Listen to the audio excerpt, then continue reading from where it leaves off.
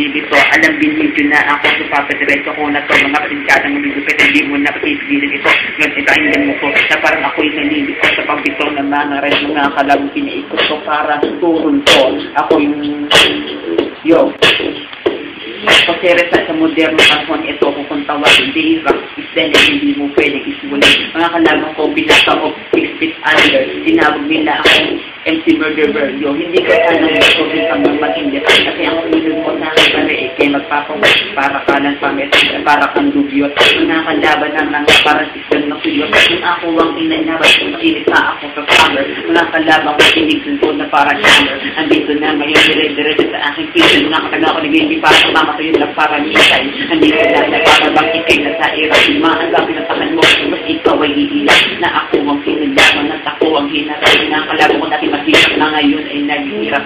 Nalay-kalay.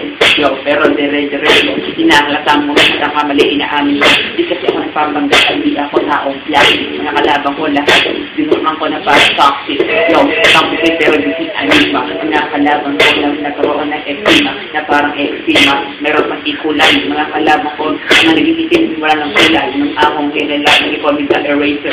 I'm the destroyer. Mga kalabang ko puro civil. Pag sinarap na ang kailangan magiging itlog. Mga kalabang ko lahat ng sitasar ng detlog. Mga ano ba sila mamalaki na akin ay niyarap sa presentation na ko. Lahat sila'y mawawara. Di ko ang ay walawat. Sinasakot sa taas nakatagay pangalan ko. Hirap hindi mapapakawat. Dito kahit sa puso kulpuan na bubulol. Mga kalabang ko kulot ang paparang mga bulto. Yun, nawawala ang dito. Ngunit hindi, diretso kasi ang tulad ko, hindi ako ini-empadyo. Hindi ko kailangan ng beat, sinis a cappella. Mga kalabang ko lahat sa akin nakapila. Sino ba uubras?